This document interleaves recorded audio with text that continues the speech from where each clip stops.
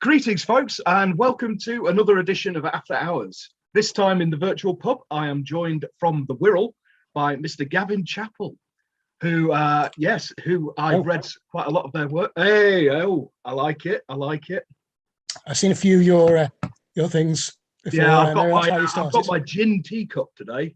Very good. I'm very on the good. gin today. I was feeling very British. So Gin's a very British drink.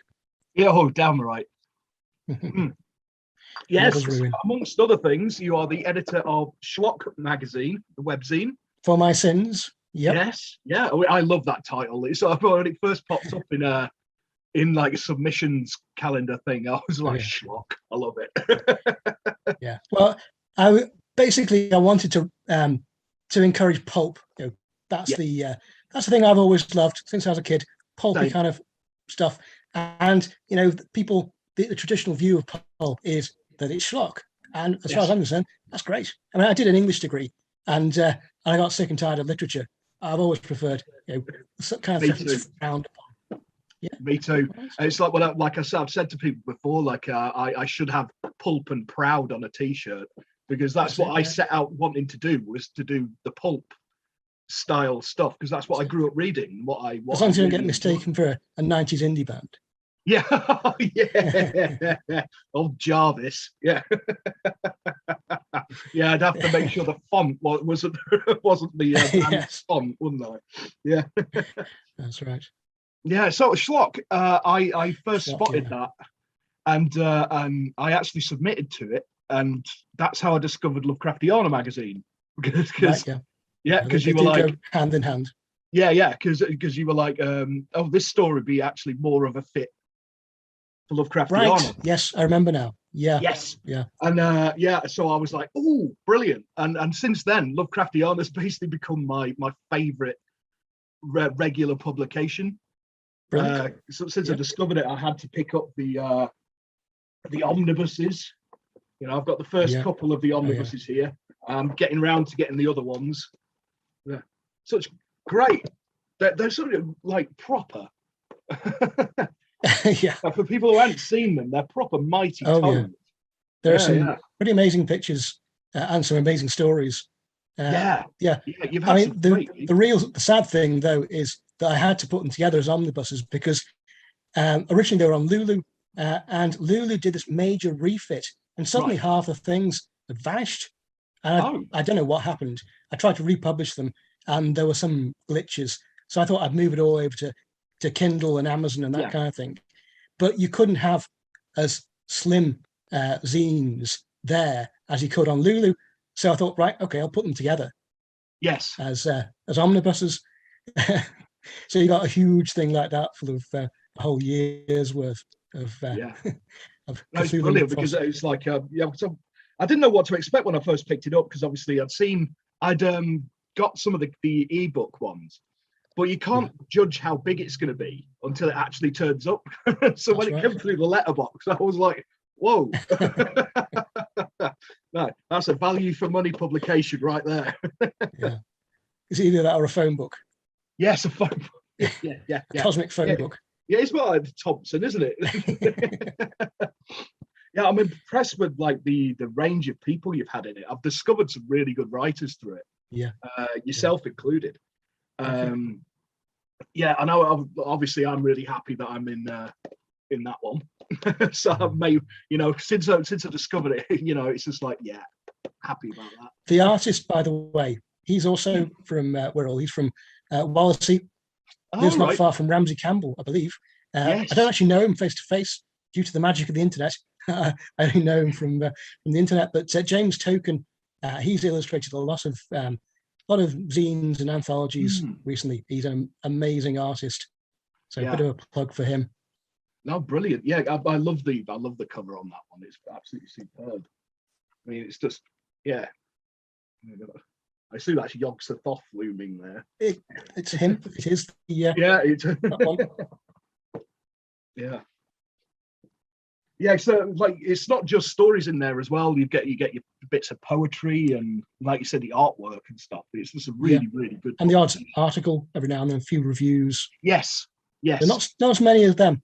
I'd love more reviews being submitted, to be honest. If anyone wants to do reviews of anything Cthulhu-esque or Lovecraftian or cosmic horror, whatever, anything's out there. Excellent. If anyone's... I might have a crack at doing something like that. Yeah. So I'm trying to get into more of that kind of end of it. It's like I need to start doing things like blogs and stuff like that. It's just something I've not got into yet. Yeah. And but people seem to enjoy it and all the rest of it, and I enjoy waffling at people. So it's a wonderful opportunity to waffle. Yeah, it is, isn't it? Yeah. I was looking on Amazon earlier at your author profile, and I was really blown away by how much, like, the amount of stuff you've actually got out. Stuff is the word for it. Yeah.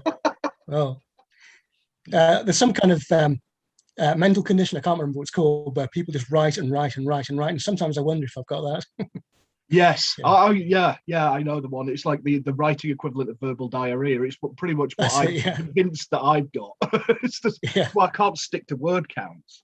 I just keep going and going and going and going. So it's like, I was watching your last one with, was it Craig Crawford? Yes. And you were both talking about word counts and all that kind of thing. Yeah. As an editor, I hate saying it's got to be this. I mean, you have to give some kind of idea, but guidelines.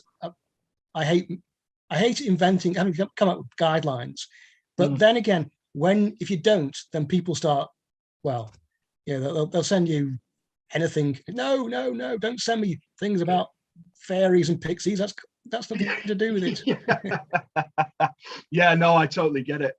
Yeah, it's I can imagine. I've done a bit of slush reading things, and sometimes you get submissions that are just so way off the mark. Like, why are you sending this to a horror call? I don't understand. But I do wonder sometimes if people have got confused and sent it to the wrong thing. It's possible. Yeah.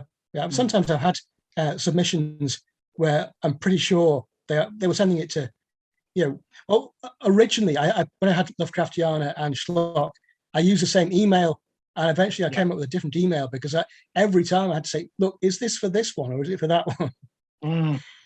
Not that there's a big difference, but Lovecraftiana is obviously a bit more specific. Schlock is just general horror, fantasy, sci-fi. Yeah, I've actually got a couple of. I actually picked up an edition of Schlock the other day on Amazon. I think it was on sale. It's popped up on like an offer or something. I was like, definitely give that a go. Yeah, I've not got around to reading that yet, but I certainly intend to. Yeah. So, how long have you been writing then? Writing, I've been writing. Well, I mean, I wrote this and that when I was a kid. Just sort of, I started writing a story and then didn't know where it's going and give up. But when I was about 15, I decided, school was coming to an end, and I obviously had to get some kind of job. So I decided I was going to become a writer because I'd read a few editorials by Michael Moorcock and that kind of thing. I'd read about H.P. Lovecraft. I thought, that's the kind of job you can do, isn't it? So I started writing with the idea that you could just sort of walk into a job as a writer. And then I just sort of wrote and I wrote and I wrote, and most of it was pretty dire. But after a while, I thought I need to write something people want to read, because I was basically writing for myself.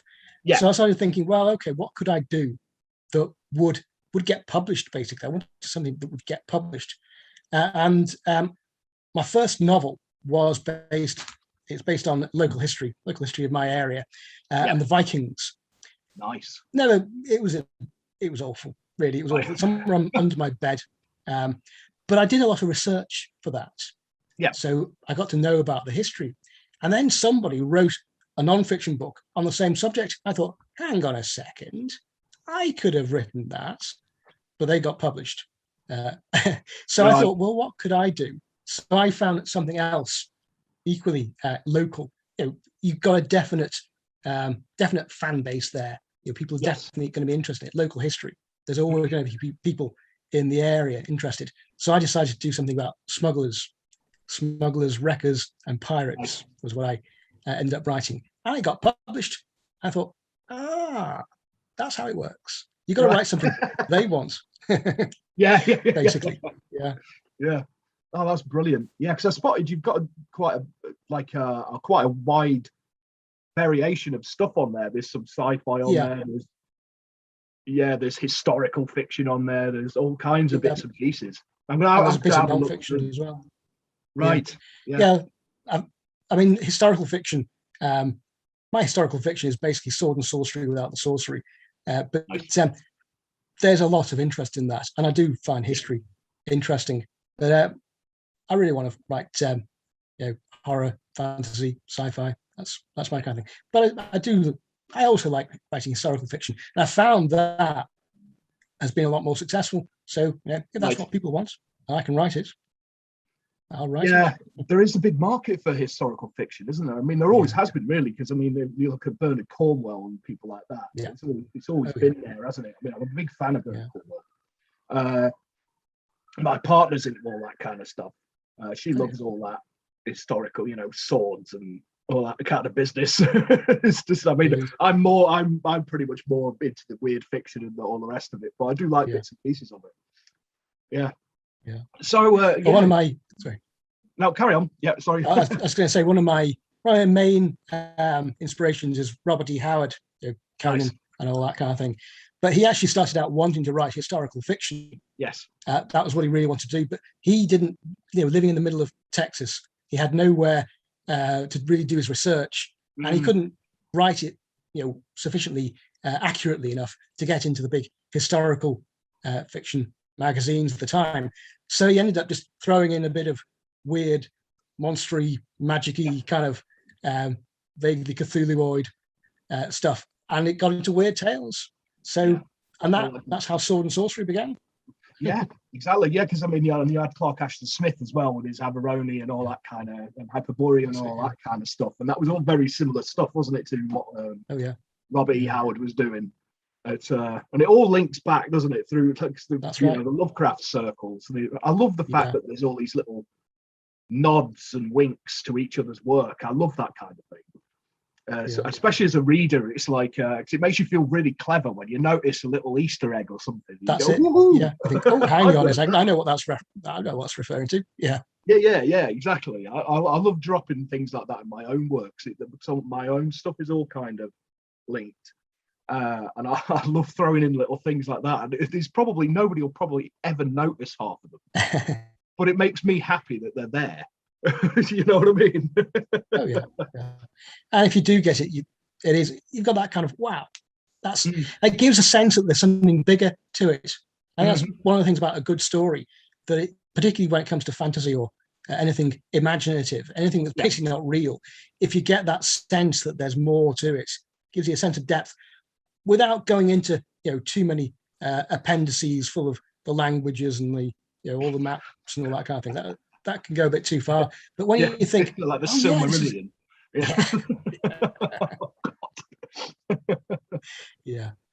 But something that gives you that sense that there's more to it. It's not just a story. There's a world in it, and that's what the Cthulhu Mythos does.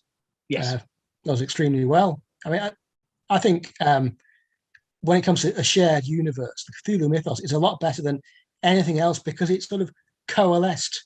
H.P. Lovecraft got ideas from here and there, like got Hastur from Chambers, and there was another guy who wrote about Hastur as well. But he got all sorts of ideas. Ambrose Bierce. Ambrose Bierce, that's the one. Yeah. So he sort of borrowed ideas from here and borrowed ideas from there. Bits from Arthur Machen in there and Arthur Machen, yeah. You know, yeah. So you got all these stories which are sort of heading towards the Cthulhu mythos, and then you got Lovecraft, and then from there on, you've got all sorts of stories that sort of like tentacles coming out from it. Yeah, yeah. I remember reading The Stand by Stephen King. Now he started off writing that kind of thing, but there's suddenly one point where it turns out that the bad guy is actually Nyarlathotep. Yeah. Or how you pronounce it. I mean, you pronounce it. Yeah, I mean, it's another one of them. That's everybody's got a different pronunciation, haven't they? That's it. Yeah. I loved that. When I was reading it, I was like, ooh, hey. Yeah, it's brilliant. And there was another little Easter egg in that, wasn't there? Yog-Sothoth Motors or something. Was there? Oh yeah. It was like some auto wrecker or something. It was called Yog-Sothoth Motors. There's a great short story you wrote for New Tales of the Cthulhu Mythos. I don't know if you read that one. Crouch End. Crouch End. Yeah, one of my favourites. And and they sort of the two characters get lost somewhere in London, and you start seeing street shop signs, the old Arab and all that kind of thing. Yeah. It's obvious where it's going. I love that. It's one of my it's probably my favourite work of King's. I absolutely love that story. It was I read it as a kid, and I was just like, oh, this is great. This is brilliant. Because I think we've all done that. We've gone to places, and you take a wrong turn down the wrong side street or something. So you did it like in Manchester growing up. It's like you take a wrong turn in Manchester, and God knows where you are, because it's sort of like rabbit warrens, isn't it? It's just like, and I think we've all done that at some point or another. So it's a great story. Suddenly you realise that beyond the roads, there's another world. Exactly. Yeah. Ramsey Campbell did a great version on that, a great take on that. Was it The Tugging? I think it was called. I haven't actually read that one. I recognise the title, but yeah, I think it's in. I've got it in a collection of Visions from Brichester, it's like his sort of take on that. Yeah, but obviously it's Liverpool, you know. Yeah. Well, no, he's he's very good at that kind of thing. That kind of sense of there's something out of the corner of your eye, something going on, not kind of blog tentacles, but something. Did I see that? Like, did I just see a man with no head going past? Yeah, and that's what I love about cosmic horror. So I've tried it. It's hard to explain to people because I've had people. It's not obvious. No, exactly. I had somebody asking me yesterday because I'm doing an interview yesterday, and somebody asked me about why I like it. It's really hard to explain, but it is that unknown, isn't it? It is, yeah. It's like when you're a kid and someone says, "Oh, that house there's haunted." I mean, that in itself, it's not a great story. It wouldn't make a great story in print, but that kind of maybe it is, and it's that ambiguity. Is it or isn't it? Is it? It's that uncertainty, isn't it? Yeah. When I reread H.P. Lovecraft as an adult, if you can call me that, one thing I noticed about most of the stories, you never knew if the character was mad or they'd really had this experience, or the majority of them, like the Shadow over Innsmouth, did he really see those deep ones, or was he just having some kind of weird hallucination? And then, of course, he discovers that he actually is one. Yes. With a spoiler if you haven't read it. Yeah.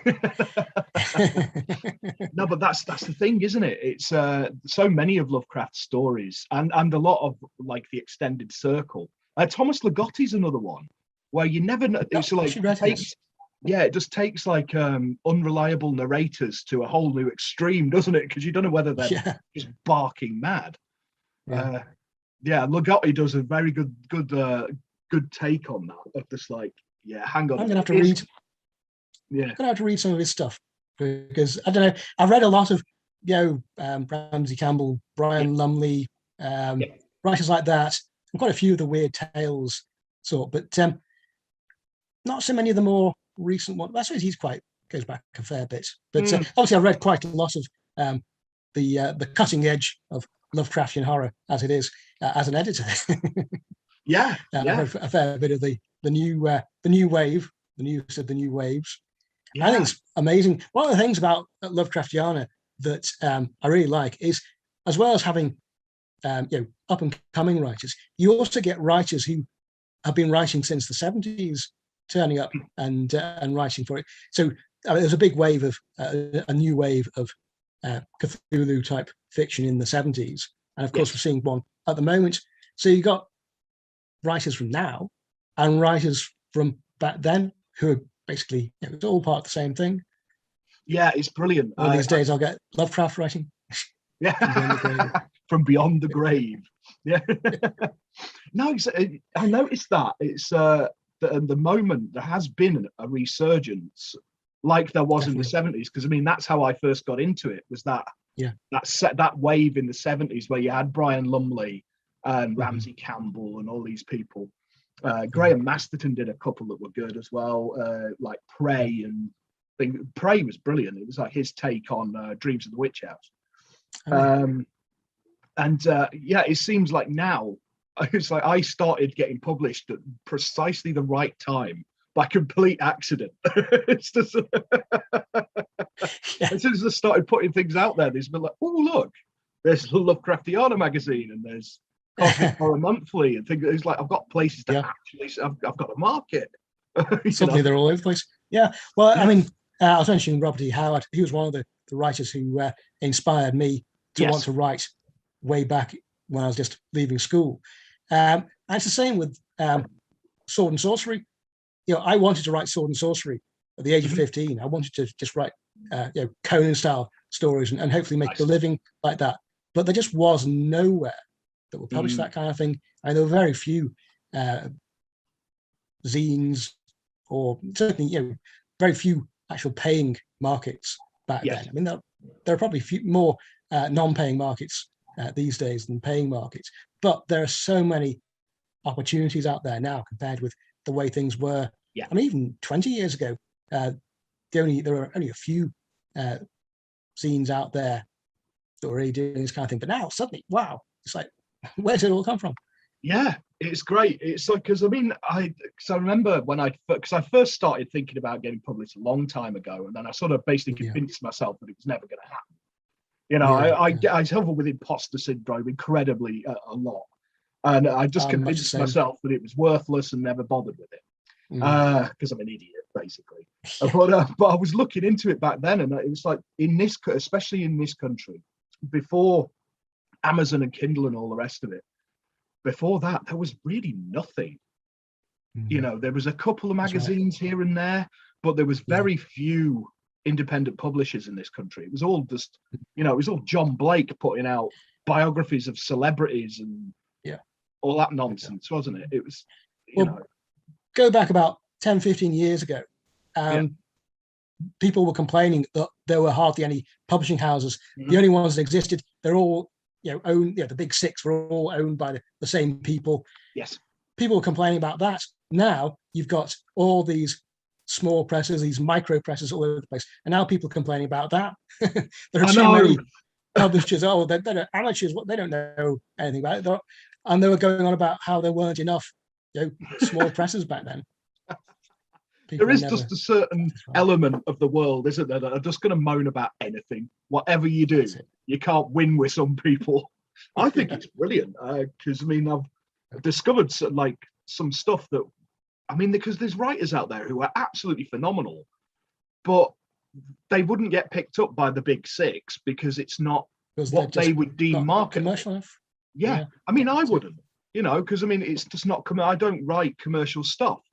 And because I like my weird fiction, and that's not in their eyes isn't money, is it? You write what you write. You don't write what they want you to write. Yeah. And so for me, it's great that all these indie publishers, and some of the indie publishing houses are absolutely fantastic. Some are less so, but that's part of it, isn't it? It's discovering the good ones. That's it. Yeah. So it's good that there are so many. I mean, as a writer or as a reader, just exploring all these things out there. And it's also useful that there's such a thing as Kindle because you can buy them cheap. Yes, yeah. And it was because I've done that. Because I tend to go. I'm one of them people because obsessed with cosmic horror. I'll go on Kindle, I go onto Amazon, and I'll just type in cosmic horror. Cosmic horror. Yeah. And just scroll through the pages. And if I spot something that's interesting, but I don't know, I'm not convinced, I don't know the writer or things like that, I'll pick up the Kindle version. Yeah. And if I like it, then I'll order the paperback. Mm-hmm. You know, because I prefer books, but having the Kindle is very useful. And occasionally you'll get like the free offers and things like that, and it's great for just discovering people. Because I mean, I'm a reader first, writer second, I think, and so I spend a lot of time just going through and looking for new people. So all these indie publishing houses putting out this quality weird fiction, it's great for me because it's just like, ooh. Ebooks are the new pulp, really. Yes. I mean, pulp was cheap, disposable, but there were some real gems in it. It's the same with ebooks these days, and equally print on design. And that's one thing. That's why you have so many publishing houses out there, because to do this, the kind of thing that I'm doing, I would have had to have some kind of money in the first place. Basically, I have to have investment into. I have to have a company and all that kind of thing. And I really couldn't be bothered. It's a terrifying thought, isn't it? I mean, financial responsibility, shareholders. It's a terrifying thought. You know, it's that's why I've never gone down the self-publishing route, because I just don't want the responsibility. I'm not doing it. Well, I'm rubbish at that kind of thing, man. I've published myself. I've published other people. I've even been published by other people. Yes. I do like self-publishing myself because you are independent. I mean, you are responsible for everything, which isn't necessarily a good thing. But at the same time, you don't have people telling you what to do, apart from when it gets published. And then you have reviewers saying, this is rubbish because... whatever. Yeah. But I've noticed, you have to... Sorry, carry on. I was just saying you have to roll with the punches, but you carry on. I mean, the reviews, it's just like, you know, you take things from them and take them with a pinch of salt sometimes, because it's like every now and then you'll get one. And I had one myself not long ago. It was a 3-star, so it wasn't dreadful, but it was clear that the reader didn't read the blurb. It's just they seemed shocked that it was weird. I was like, okay. I remember, I forget who the writer was, but someone I know on Facebook had got a review for a horror story, and the reviewer was complaining because they were horrified by the story. I saw that in one of the groups, and it was an extreme horror, wasn't it? Yeah. And they were like, "This is blasphemous and morally corrupt and all the rest of it." Dear writer, dear horror writer, I was horrified by your story. Please keep up the good work. Yeah, exactly. Because I remember somebody saying, at what point does criticism become a selling point? Because I mean, like, if you're looking for an extreme horror novel and you look at that and you see that thing saying she was outraged, extremely horrifying. Yeah. You're just like, well, that sounds good, you know. Yes, so actually, if we're getting round to it, we'll get round to this. You were saying about your swords and the sorcery, because I came across this and I had to have it, because I am obviously, it's got the, you know, Sinbad and the Great Old Ones. I mean, it's a winner right there for me. But I'm a huge fan of Harryhausen as well. So you shot me in the heart. You are my target audience. Yeah, he shot me in the heart with that one. I actually met Harryhausen at the Film and TV Museum up in Bradford. Oh, wow. I'd gone over to, they had an exhibition of his models, like they had the actual models he used. You could see them. It was like they had the skeleton from the Argonauts and all that. It was absolutely brilliant. Oh, wow. But by complete luck, when we got there, it turned out he was doing a lecture there on the evening, and there was still tickets. So it was like, right, quick, we're going to get a bed and breakfast, and we're going to go to that. And we did. And my partner at the time, she bought a book of it, like prints, and it was like designs and all that kind of stuff, and it was really cool. And we went to a signing afterwards, and so spent the time trying not to fanboy. Yeah, it's difficult, isn't it? Yeah. Like Wayne's World, isn't it? We are not worthy. Yeah. I think he was quite bemused by the whole thing, because it's just like lines of people like me just going, "Oh, it's Harryhausen." But yeah, I've seen interviews with him, and he just seems to have been the most normal kind of person going, just kind of a regular guy. Yeah, he was. As they say. Yeah. It was really interesting, the whole talk he did and everything.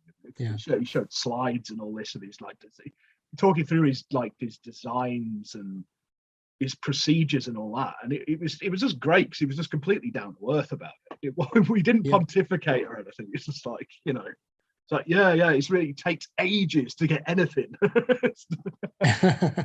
I can imagine. I mean, I've been working on a short film for the last 8 years, which is based on my local history stuff, Wirral Smugglers and all that, and that's taken years.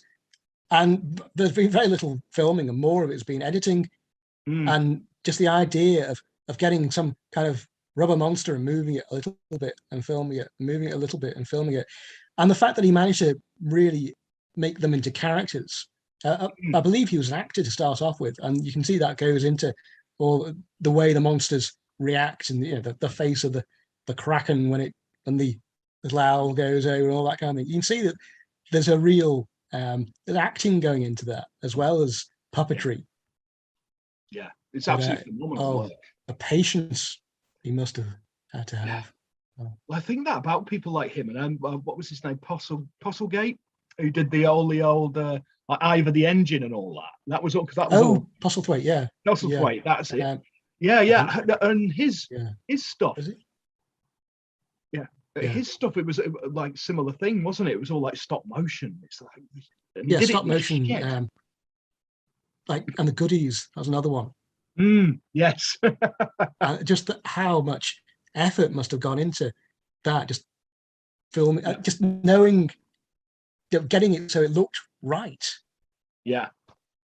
Incredible. Yeah. I just find it amazing that he did it in his shed, didn't he? Down the bottom of the garden. Yeah. But you don't need a huge studio for that kind of thing. That's one of the good things about it. But oh god, the hours it must have taken just to film one scene. Yeah, I think it was Postlethwaite, but I keep on thinking Ivor the Engine. No, that was the character. Yes. Yeah.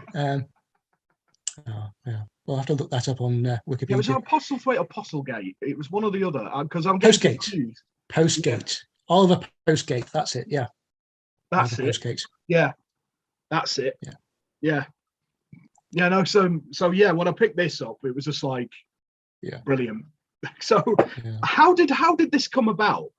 Well, there's a story behind that. I was editing for Horrified Press, who were going a few years back, and they were basically an amalgamation of different small presses. And mine, which is still going, publishes Lovecraftiana, Rogue Planet Press. Yes. And I was talking to Nathan Rowick, who was the editor-in-chief of the whole thing.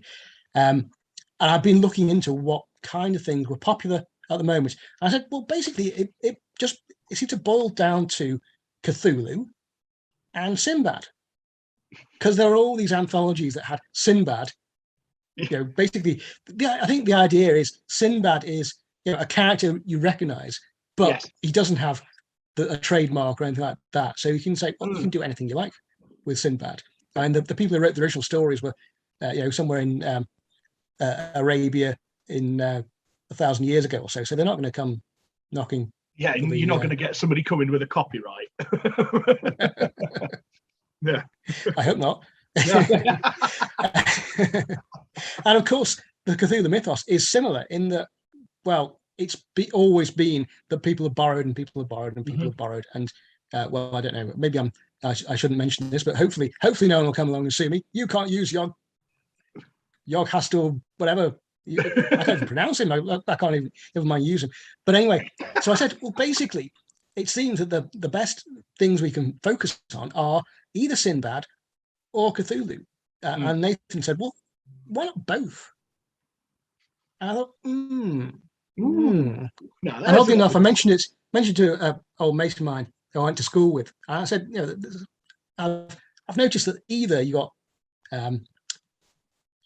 Sinbad or you got Cthulhu. And he said, and again, he said, well, why not do both? So, well, I said, well, I'll do both. And that's basically what I did. And I wrote it in 1 month. There's a sad story behind that because my dad had just died, and I was a bit down in the dumps, as you would be. And I basically wrote it to keep myself occupied. I spent every day writing it. Well, the first draft just over the following month, and at the end of it, I went back and rewrote it as you do. But it was just bam, bam, bam, bam, bam, bam, bam. Nice. And well, some people like it. I did. I loved what you did with Abdul Al-Hazred. Oh yeah. So I love what you did with him. You turned him into this like. He's basically Tom Baker in The Golden Voyage of Sinbad. That's precisely what I saw. Yeah, he did his cackling villain. He was brilliant. And so I think I put in my review that there's more eldritch abominations that you could shake a stick at. Yeah. It's like every time I turned the page, it was like, ooh, Shantak, ooh. I actually I based the structure of the story on, now which one was it? There were a whole slew of wannabe Necronomicons, but there's one Arkham House published. Can't remember who the writer of it was, but basically it has a series of rituals for different times of the year and summoning up particular gods, and it actually follows the Abdul Al-Hazred goes around the world performing each of these rituals at each of these times to summon up each of these deities. I think it was part Lynn of his Carter. cunning plan. I think it was Lynn Carter. It's not Lynn Carter. Someone not as well known as Lynn Carter. No. Lynn Carter, by the way, Lynn Carter was a writer I really got into at that particular point. He certainly wrote a lot of Cthulhu stories and all sorts of other things that weren't his original idea. But he's a great writer, though. I know Colin Wilson wrote the introduction to it. I've got the Chaosium Necronomicon. Oh yeah, and I think George Hay is the perpetrator of the Arkham House. Right. Yeah. Because there's several different versions in here. Oh yeah. Yeah. And obviously, then you've got the classic Simon Necronomicon. Of course, good old Simon. Yeah, good old Simon. And his mad Arab. And Sumerian mythology and the odd nod in the direction of H.P. Lovecraft. Yeah. So that's one of them books that I think every sort of weird teenager has owned at one point or another. Is it real? Yeah, exactly. I remember there was a comic book shop in where was it now? It was in Wolverhampton, I think. And I'd gone in, and there was it was there next. Yeah, the Simon Necronomicon next to Anton LaVey's Satanic Bible, and of course in the esoteric section. Yeah. Well, I had a copy of the Necronomicon spell book. I never actually got the original, but years later, I called round at an ex-girlfriend's house. A group of us called round, and I was just hanging around. I didn't really get on with her that well. I didn't want to be there, but I was just glancing around. I noticed on her bookshelf she had the Satanic Bible, the Witch's Bible, the Necronomicon, the Necronomicon spell. Hang on, that's my copy. Nice. It was like a scene from H.P. Lovecraft story where you see all these eldritch tomes. Yeah, it was very August Derleth, isn't it? There's you get this whole shelf, and he'll list them all. Yeah. And one or two I made up.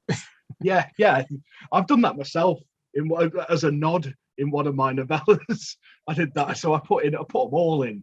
Mysteries of the Worm and Sprechlichen Colton and all that, Revelations of Glaaki and all that kind of stuff. And then I dropped in a couple of my own that I just made up to see if anybody mentioned My big book of occultism. Yeah, just to see if anybody goes, what are you talking about, Mendees? That's not right. That's not right. Yeah. There's a review of one of my anthologies, the Swords Against Cthulhu series, which the idea for that, it was not long after I did Sinbad. And the same sort of idea. It was sword and sorcery and Cthulhu mythos. Sword and mythos is what I believe they call it, what the cool kids call it, but I didn't know that at the time. So I called it Swords Against Cthulhu. And they're in my basket at the moment. Oh, brilliant. Yeah. You enjoyed them. I haven't spotted them before. Definitely have to have those. Yeah. But there was a review for it that complained about one of the stories because it had some kind of eldritch abomination he didn't recognize. He didn't know, didn't recognize the name of this. It's just made up. Well, yeah. That's what we do. I think it's part of the fun, isn't it? Coming up with your own eldritch abomination. Absolutely. Absolutely. Yeah. As well as stealing other people's. Yeah, of course. Yeah. And embellishing them, You mentioned Lynn Carter before. Yeah. Now he was very good at that kind of thing. Yes, he was. Yeah. I love Lynn Carter. Yeah, I was a big fan of Lynn Carter's work as well. I've got the because I collected the Chaosium Call of Cthulhu books. I've got his the Zothic Legend cycle, which is most of his work, except for the Dreamlandsy stuff that he did. That's in a separate one. But it's absolutely great. Some great stories in there. I think he's very underrated, Lynn Carter. He is very underrated, but it has to be said that he did the thing he did was other people's stories. And I first read him. He was writing Cohen stories. Lots of people written Cohen stories, but then I found another book he'd written about another barbarian warrior, and it's called Thongor. Yes. Thongor, yeah. And I thought, oh, this will be good. And I started reading it. I thought, I got through a few chapters. I thought, oh, this is just a rip-off of Edgar Rice Burroughs, Robert E. Howard, H.P. Lovecraft, and let's put it to one side for about 20 odd years. And then it was actually while I was writing Sinbad and the Great Old Ones, I started rereading Lynn Carter because I was looking into various different mythos writers for ideas I could borrow. And I thought, hang on, I've got Lynn Carter somewhere. I was thinking of bringing Lemuria into the story until I realized that comes into the Golden Voyage of Sinbad. So I thought, I'll steer clear of Lemuria. Yeah. And then I started rereading The Wizard of Lemuria. That's the first of the Thongor books. And I thought exactly the same thing I thought 20 years before, but I thought, this is brilliant. Yes. This barbarian hero. He's imprisoned by, he's working as a mercenary in a civilized country. He's imprisoned wrongfully. He breaks free, knocks out a guard, steals an airship, gets attacked by a pterodactyl, crashes in the jungle, gets attacked by more dinosaurs, meets a wizard, learns that some kind of basically Cthulhuid great old ones are going to take over. It goes on like that. I thought, this is brilliant. Yes, that sounds brilliant. The more bonkers, the better. I love it. Absolutely. Yeah. Well, bonkers is what I like, and it's what I write as well. Same. Yeah, same. It's like, I don't think I could write something 100% serious if my life depended on it. There's always an element of the absurd in there. Because same with me. Absolutely the same with me. Even when it comes to the historical novels that do sell a lot better than the fantasy. They're the On Hadrian's Secret Service series, and it's about a spy in Hadrian's Roman Empire, which is basically a crazy idea. There's a historical basis for it. Hadrian is noted to have had a sizable spy force in the Roman Empire, but I read that in some book on the Roman Empire. I thought, Hadrian's Secret Service. I just had to come up with a plot to go with it. The Roman James Bond. I love it. Exactly. exactly. love it. James Bond in a toga. Yeah.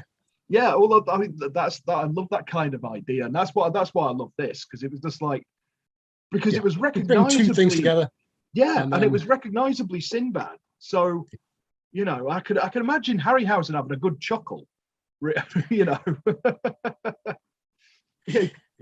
You'd imagine he'd have fun with his plasticine, wouldn't he? Oh yeah. Especially the bit where the star spawn coming out on that island and that. Just like, because you're channeling the sort of Harryhausen visuals with it. I could see it. I was just like in bed chuckling to myself. My partner's like, "Will you shut up?"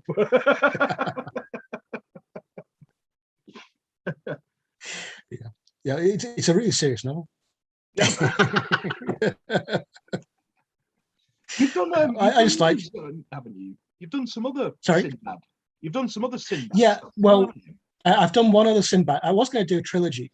Right. And the second one, again, it's a bonkers idea, but it's not Cthulhu. It's Sinbad and the Viking Queen. And in it, Sinbad gets abducted by a Viking queen, and they go on a great expedition off into, there's a lost civilization somewhere up in the Arctic, or possibly in the Hollow Earth. Never made entirely sure. And there are dinosaurs, and there are cavemen, and there are aliens, and that kind of thing. And, yeah. So it's more of that kind of serious stuff. But actually, I was going to do the third one. This is all about, I don't know, 5 years ago or so. But I got broken off. Various things happened. But I am actually writing at the very moment the third in my Sinbad soon-to-be trilogy, which is Sinbad in the Kingdom of the Jinn. It's rather more Arabian Nights. Arabian Nights, Jinn, yeah. And evil wizards. And that could be fun. Kind of, you've got to have evil wizards in it, haven't you? You have to have them. Yeah, because any number of things which actually do come from the Arabian Nights. I've got a 3-volume full edition of the Arabian Nights. I have to admit, I haven't read all of it, but I've read the good bits. And I think I haven't read the full thing ever. I've just read the sort of the cherry picking. Yeah, well, I do want to read the whole Arabian Nights. One of these days I will, but every time there are some really good stories, and then there are some stories which sort of just drag on, and I go and read something else. Yeah. This is the problem, isn't it? If you lose that hook, it's hard to get back into it, isn't it? I've had a few things like that I've put aside and gone, I'll come back to it another day. And then I've gone back to it and started and basically stopped at the exact same point again. Yeah. You know, I'm just going to. I did that with A Game of Thrones, the first of George R.R. Martin's door stoppers. Very big things. Yeah, I love fantasy, but I prefer the more succinct kind. That's why I like pulp. That's why I like, it does it. Basically, if you ask me, George R.R. Martin could have written a short story in which a man or woman from a kind of noble background meets some kind of challenge, fails to live up to it, and then dies. Yeah. And that'll be basically the whole Game of Thrones series compressed into one short story. One of these days, I'm going to write my own. It'll be one short story. And that'll be it. So the same thing over. I'm going to offend a lot of people out there, I know, but that's my personal opinion. That's part of the fun, isn't it? It's like I've never really got on with it. I mean, I don't read epic fantasy. I haven't got the patience. Same with me. I read it when I was younger. Oddly enough, I had more patience when I was about 15. Yeah. The Sword of Shannara and the Belgariad and all that kind of thing. Yeah. And a Lord of the Rings, obviously. But these days, no. Give me something short. Give me some short stories. Yeah. It's like I'm a fan of Fritz Leiber's stuff, because, again, his was very similar to what Robert E. Howard and Clark Ashton Smith were doing. Yeah. I mean, because his has got all the Cthulhuoid sort of stuff in it as well. But again, it's like they're, I mean, they'd probably be classed as novellas now, wouldn't they? Yeah, novellas. Yeah. Rather than short stories, probably. But I mean, some of them are probably short stories. So it depends on how you define these things. But I think novellas, in fact, are probably what I like the most. Same. Short stories, as long as they've got enough of a plot. Mm-hmm. Some short stories, it's like, and this thing happened, the end. I like something that's got, it's got some kind of something going on, but things that go on and on and on and on and on and on. No. Yeah, I've noticed that my sweet spot is sort of novelette length. That's kind of my sweet spot. But again, that was same with Lovecraft. I mean, the longest thing he did was Charles Dexter Ward, wasn't it? And that's only a novella, right, yeah, pretty much. Yeah. You know, I think cosmic horror definitely, weird fiction as well, just in general, works better in shorter. That's right. Yeah.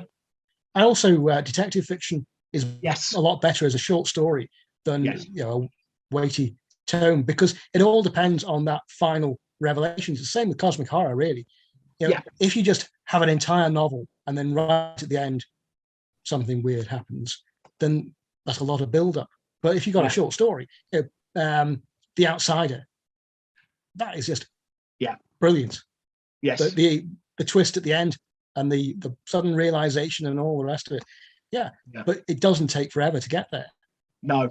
Yeah, no, that's what I really like about it. And I think is, again, it's like you're saying, it's hard to keep it going.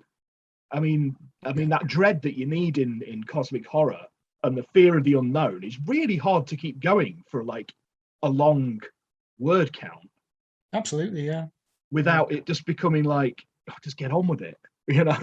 Without it being padded out. I mean, I also, what I write tends to be, I can manage about 80,000 words, but I prefer 60,000 or less, because after that, I find myself thinking, well, oh God, I've got to put some more in this chapter to make it make it long enough. And that's not what you should be doing, really. You should be just writing a story rather than trying to write a massive novel.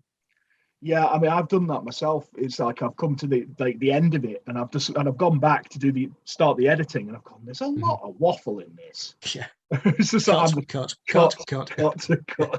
Yeah, it's just like that's completely unnecessary. That didn't need to be said. You know, and that character and that character and that character could all be amalgamated into one character. I've done that. Yeah, I've done that before as well. Yeah, it's just. Yeah, I think. I mean, it's something that I've always said about like Stephen King's ultimate version of The Stand. Yeah, where he put back all the bits that he cut out of it. You can see why they were cut.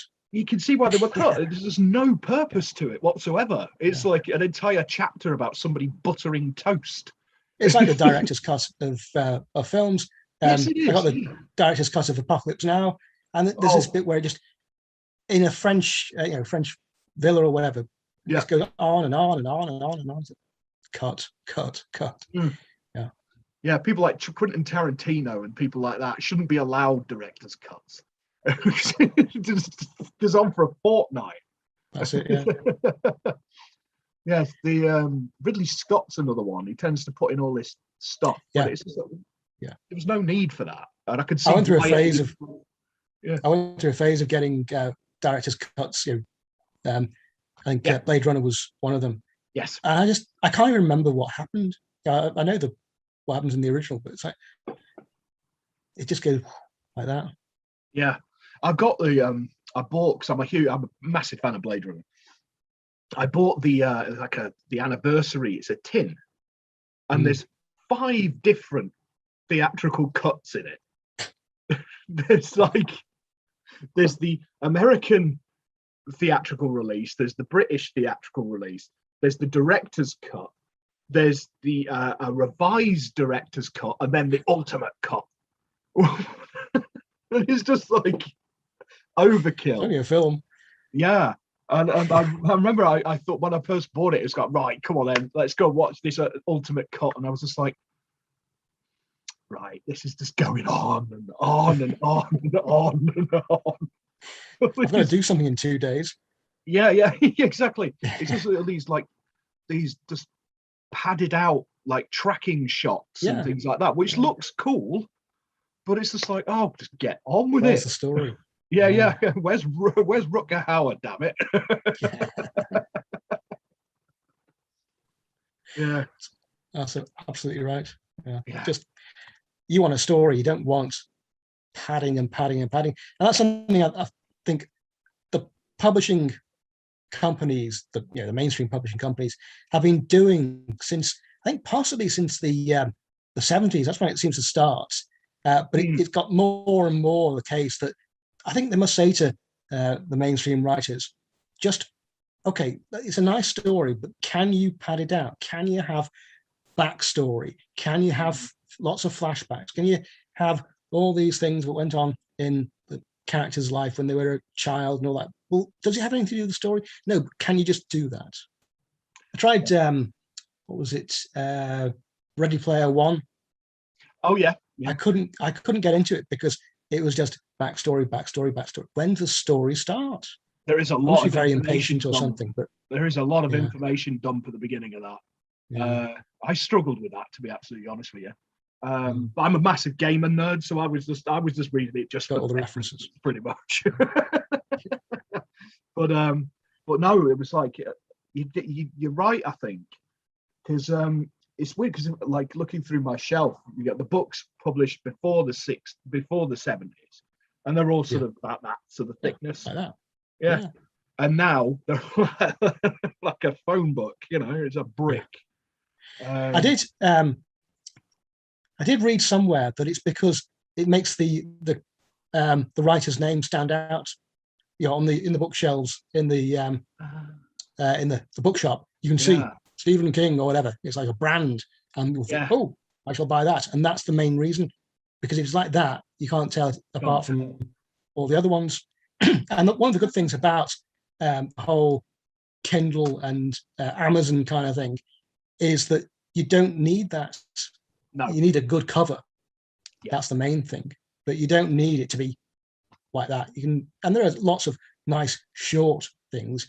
And there's the Kindle Vella thing, which they're doing over in America, where people can write serialized stories, which actually I was doing years ago on Kindle. I wrote this whole now it was a trilogy of trilogies. I just went on and on and on, but it was lots of short stories, sequential short stories telling.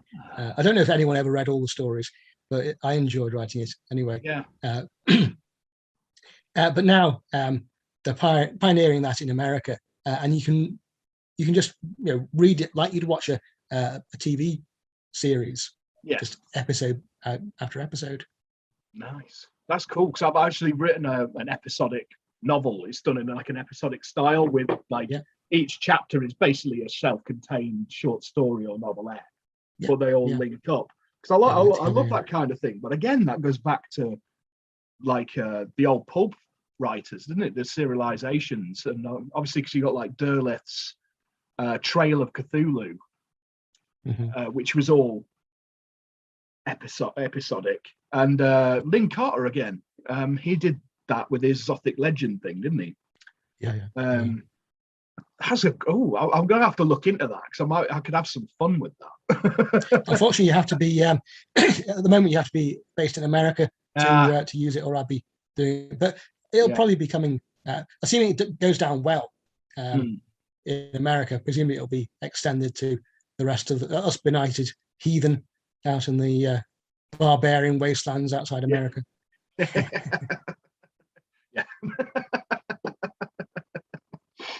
No, so that does sound like a good thing. So so you said you're working on the Sinbad thing at the minute. Yep. So Sinbad, I'm about halfway through about halfway through the last third of the novel. So it's not far off. The first draft is not far off. I did this using an approach I've been using for a few years, which is basically I write 3 separate stories that link in. So they're basically 3 novellas, but it's a continuing story. Because I find if I write one thing about writing a full length novel is towards the end, I just lose the plot, I lose the will to live, and I'm not writing my best. I just get tired. So I've done this bit by bit. I think I left the last bit a bit too long though. I started it at the start of the year, did another bit later on, and then I left it for a while, written a whole other novel in between, and I've gone back to it, and I'm going to have to read the whole thing and make sure it all fits together. So the technique's not entirely perfect at the moment, particularly not if you write another novel in between. But I'm going to get that. It'll probably be out next year. The final, much awaited third Sinbad novel. Nice. So, are you working on anything else then at the moment? Well, one of the other things I do is translate old Icelandic sagas. I did Old English as part of my English degree way back when in Wales, of all places.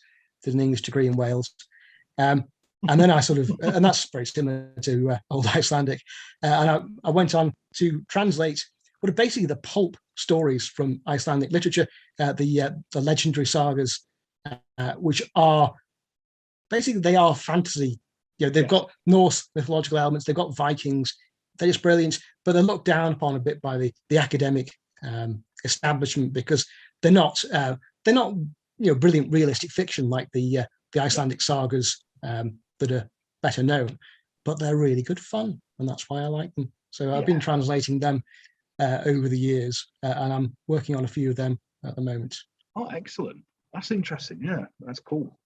Yeah. And obviously, Lovecraftiana magazine and Schlock Lovecraftiana. Yeah, the next one will be out for Halloween. Excellent. Yeah, they all come out on sinister times of the year: Walpurgisnacht, Lammas Eve, Halloween, and of course Candlemas Eve. Yeah, nice. Yeah, just for the sake of being sinister. It was actually something I got from what's his name? Mine's gone blank. The guy did Crypt of Cthulhu. The fanzine, Robert M. Price. Robert M. Price, that's the one. Yeah, he published them on the same sort of occult festivals. Act and all, I remember. Yeah, Crypt of Cthulhu. Yeah. I pinched that idea from him. I hope he doesn't mind. I'm sure he wouldn't. So the next one will be out in Halloween. But at the moment, I'm also working on the next edition of Schlock, which will be coming out at the start of October. Yeah, so I'm quite busy. Excellent. Quite busy with that sort of thing. Yeah. So I need to have another look on the Rogue Planet Press thing because I saw there was some open anthologies at some point. I need to go back and have a look. Yeah, I think you've missed the most recent one. There was Bleakest Towers, but that's just out. But there will be other ones coming along as time goes by. Yeah. Or if you ever want to edit an anthology yourself, we're always interested in taking on editors. If you've got any ideas for anthologies, you'd be welcome. Oh, excellent. I'll definitely have a think about that. Yeah, excellent. Yeah, superb. Right. Yeah. So thank you for coming on today. It's been great. You're welcome. And thank you too. It's been so you lovely people at home, if you want to go to check out Schlock webzine, that is schlock.co.uk. There will be a fancy graphic underneath, but I like my cardboard. Old school, isn't it? Definitely. And want to check out Gavin Chappel's website. That is gavin-chappel.co.uk. There we go. Yes. And I would definitely urge you to pick that up. You won't regret it. It's a good laugh. It's yes. So thank you, sir. Thank you for coming on. You're welcome. Yeah. And thank you all you people at home for tuning in. Please like and subscribe. And I will be back with another episode in a week or so. Okay. Thanks. Goodbye all.